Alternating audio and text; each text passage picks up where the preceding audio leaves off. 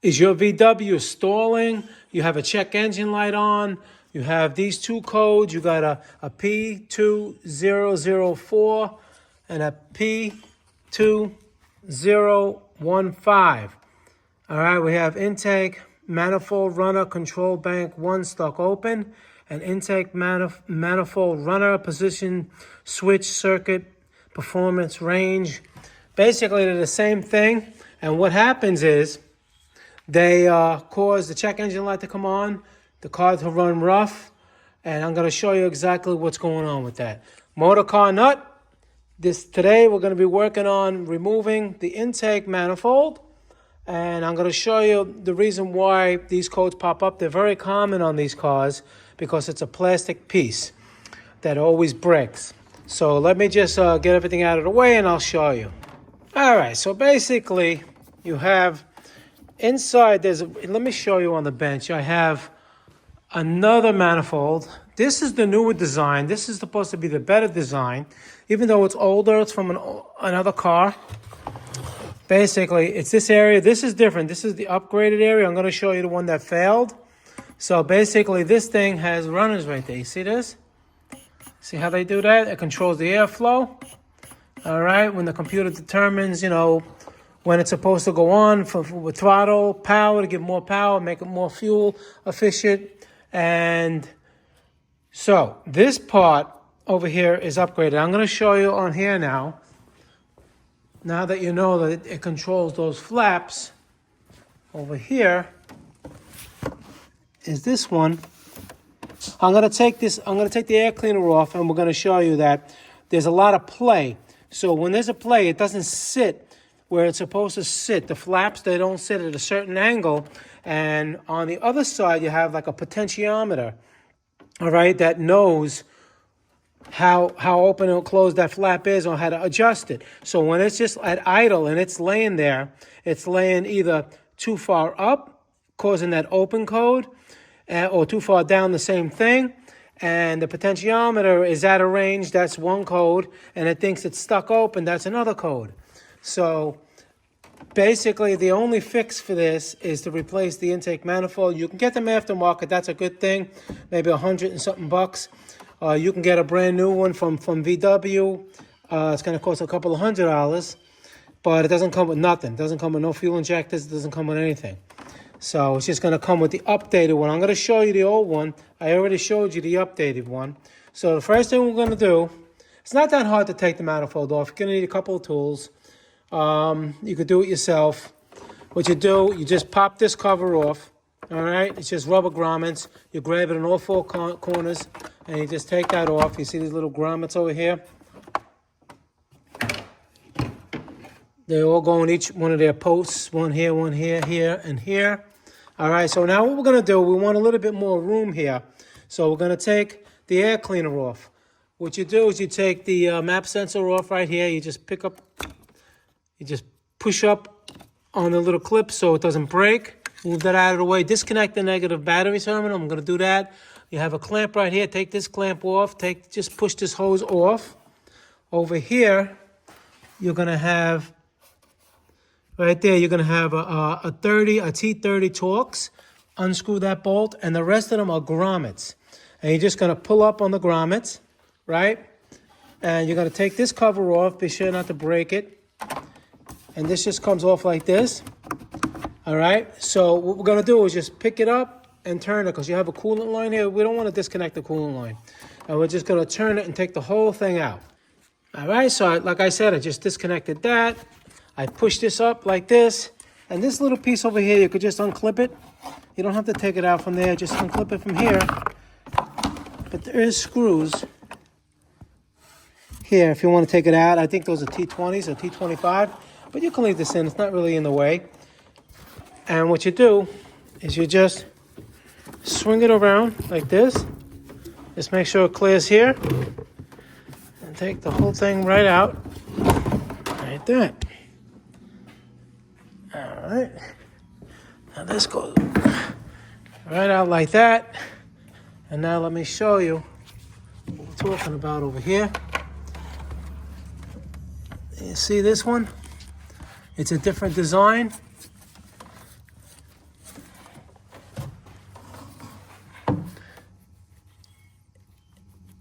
It has, see, it has all kinds of play. So when it's supposed to lay, it's probably not laying in the right spot because there's too much play. And a lot of times this pops out and creates a massive vacuum leak. But you see how this design is a little different? It's very choppy, and when you lift it up, it just has too much play.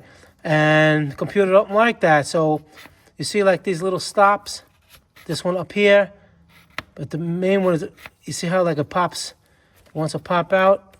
That's too much, that's no good. And now, that creates the problem.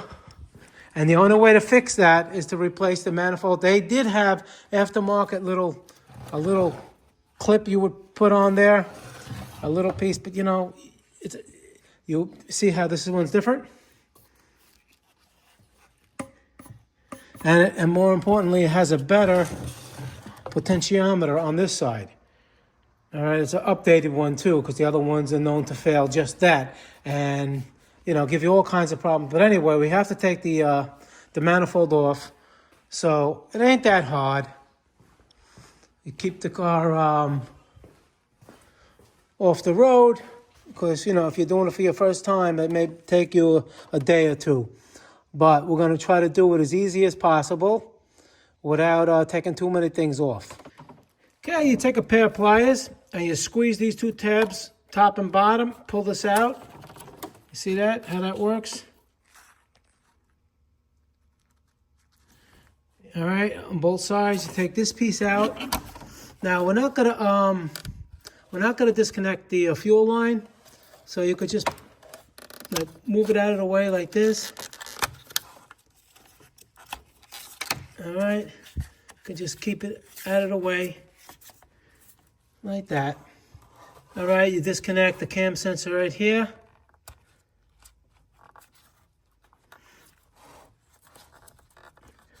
Same thing with this one down here, is like the same type, that one here. You just squeeze top and bottom.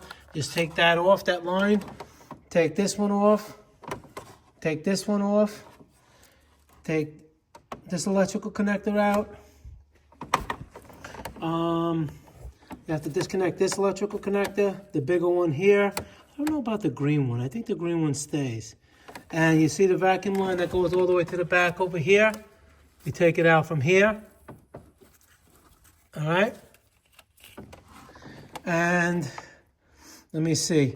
You're going to take off the big screw clamp that's on the throttle body.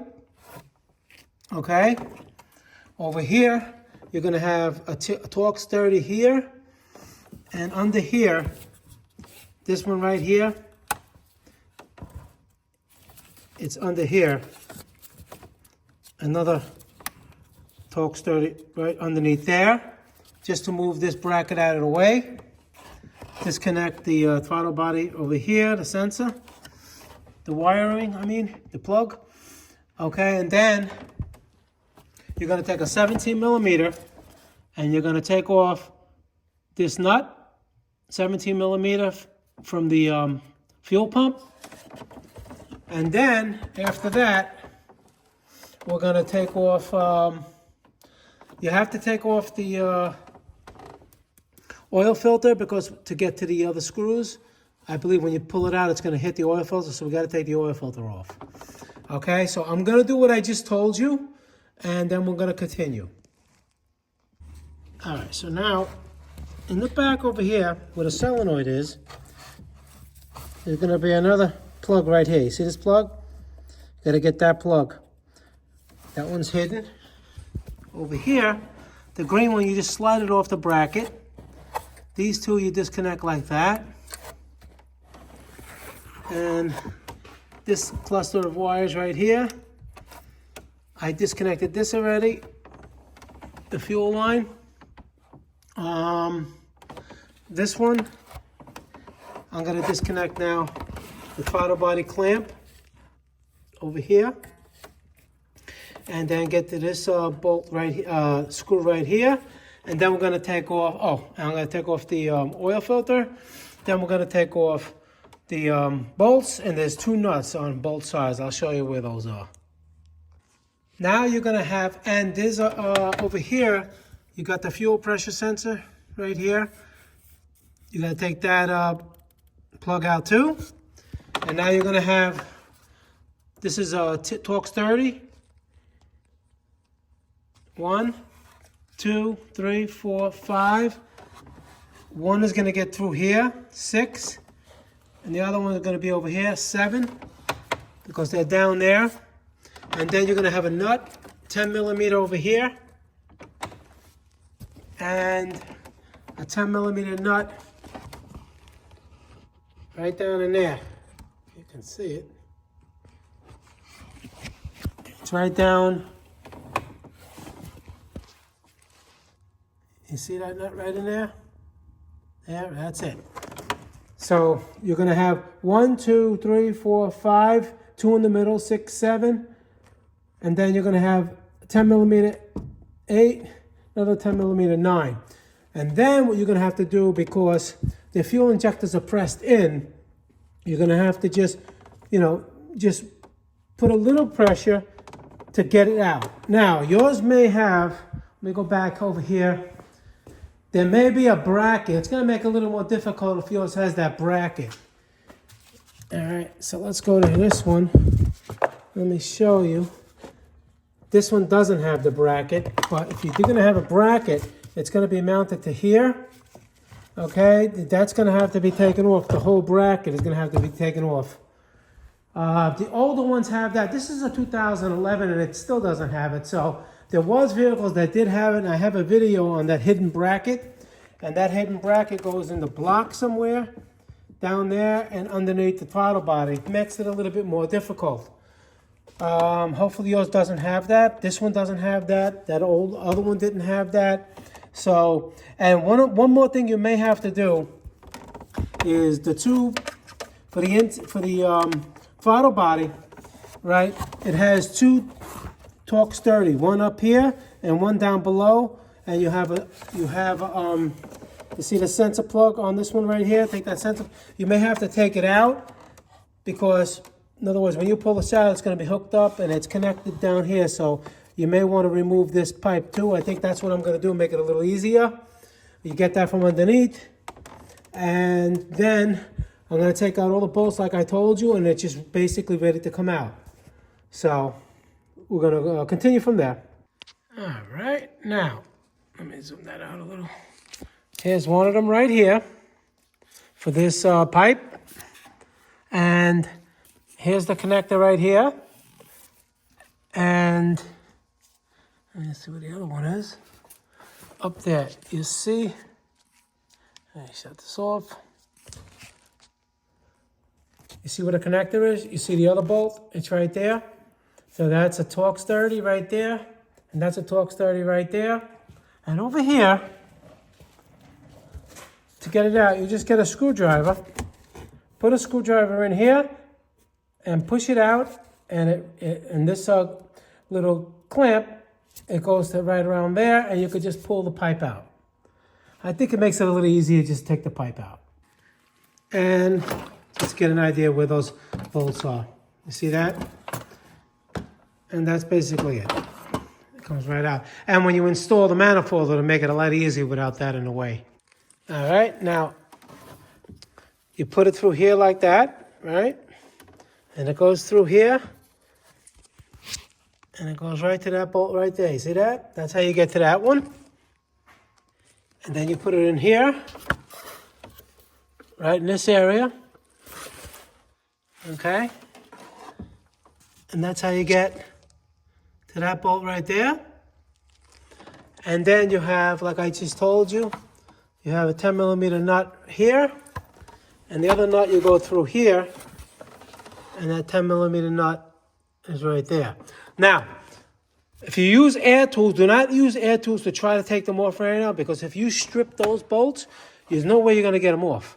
So always use hand tools first, nice and tight. Make sure that there's no crud in the threads, and then you crack them loose, and then you can use an air tool. And a tip is when you loosen the bolts, get a magnet and take the magnet and hold the bolt out. And the same thing with the nuts. Once you loosen it all the way, have a ratchet and a magnet, so you can take the magnet and it doesn't drop and fall somewhere. And after that, it comes right off. Now, let me show you the problem here. You see this? You see all this movement?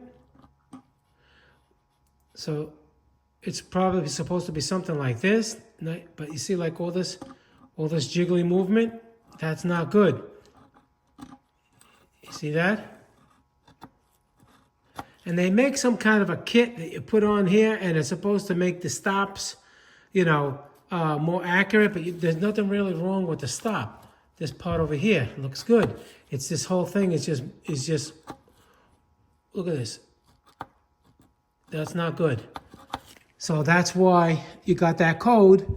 And now, how does the computer know where this is or where it's supposed to be? Is from this potentiometer over here on this side. And there was also a code for this. So the computer doesn't know if that mechanical thing is worn out or if this potentiometer sensor is malfunctioning. And chances are it's not this sensor, okay? But the computer don't know, so that's why you got those two codes. Whereas the newer design ones, they don't have that ring on the outside. You see, this one's different.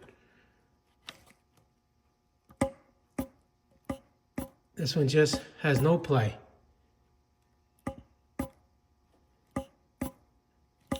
And that's how they redesigned it, even though this is an old one. What I'm going to do is I'm going to clean this one up, and I'm going to switch the injectors over because the injectors at the car was running fine beside those codes.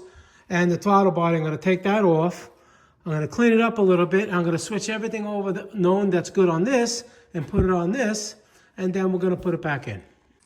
All right, I got everything switched over. Now, when you install it, you always use a fresh new gasket. All right? And now, if you notice, you see the fuel injectors have like a little point here sticking out. They have to go a certain way. Usually, if you take them out and you don't move the injectors, they're usually okay. Now, let me show you that, because when you press it in, it has a seat. And you want to make sure it seats good before you start cranking it down, because they go in between, you see here? These little holes, the little slit. All right, you see them?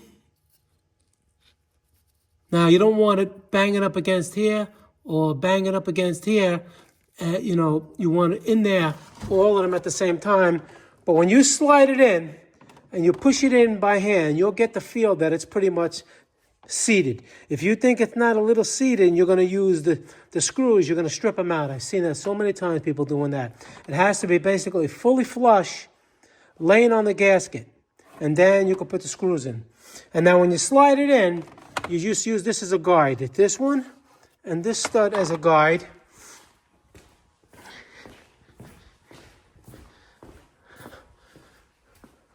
This one, and then this one. And it just slides right in. All right, and now everything is the same over there. Everything is in order. And I want to get an idea. By the way, if you're going to do the water pump, it's right there. I have a video on that. Anyway, you see that this was the one in the back. This is the green one. These are the two over there. This goes here. This one goes to the fuel rail underneath. All right, so you look, get familiarized, make sure that gasket area is cleaned, that sealing area is cleaned, and now we're just going to slide it in. And this is what I mean. I just slid it in, and you see, it's pretty much solid. You can pretty much feel it on its gasket. It's not tilted. It's not cocked to the side or anything like that. It looks good. There's nothing in the way, and now you put your bolts. Okay, so once you get all the bolts down, you're going to torque them 90 inch-pounds. Okay, you do them in a crisscross pattern, like one on top, one below, one top, one below, one top, one below, that way like that. Crisscross, 90 inch-pounds. All right, after that, you connect the fuel pressure sensor, plug down there. This one over here to the cam sensor. All right, then take this. You put this back up here where it belongs over here, and then all these there. We're going to tighten this screw here and here, Put the oil filter back on. Over here we have 2 connectors plus the green one. You just slide it in, and don't forget the one in the back for the solenoid. I'm going to do all of that, and we're going to continue. All right, and after you do that, if you took this little piece off, this little, that holds the fuel line, torque sturdy, you put that back. Make sure you put this line back. All right, you double check. I didn't do this yet. I'm going to put the screw there and there. All the wiring over here. And route the vacuum line all the way back. Make sure you plug it in there. 17 millimeter on the fuel nut. Tighten that down. And what we're going to do next? Now I'm going to go on the bottom and install that intake pipe. All right. Now when you put the pipe, make sure you plug the connector back in over there. Over there, 1 bolt over there. And another one right here, 30 Torx.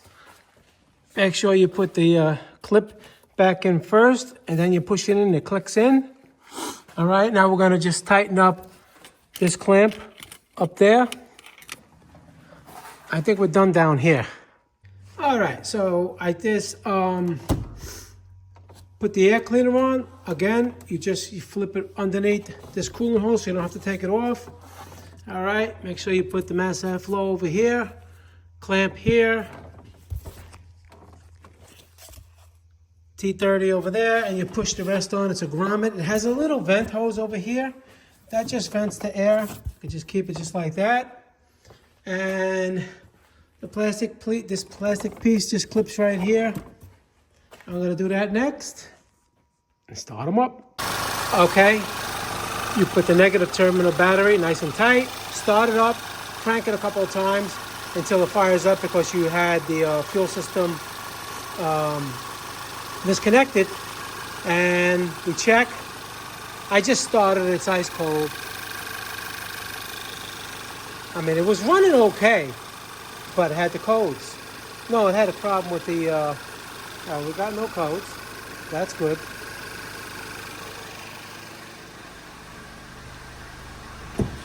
Let's see over here. Let's see.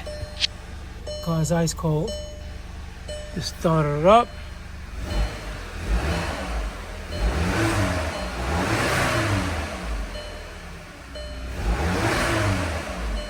Feels a little smoother. And it was stumbling a little bit when I first started it.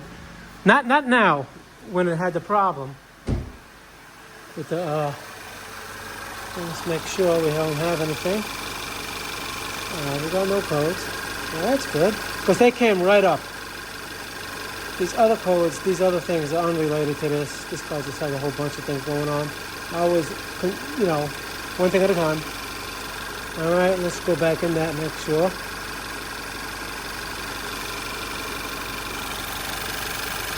I can already feel it. It's running nice. All right, don't have anything. So that's how you fix that. And it's a very common problem, like I said before. So, Motorcar Nut, please subscribe, hit that like button. Any questions pertaining to the video, leave them below. I answer all my questions. You could do this yourself. You save yourself about $1,000. Not that hard to do. You saw me do it. You can take time, watch the video and get it done yourself. This is tough times, and I try to help everybody out, including me. All right, guys. See you in the next video. Thank you.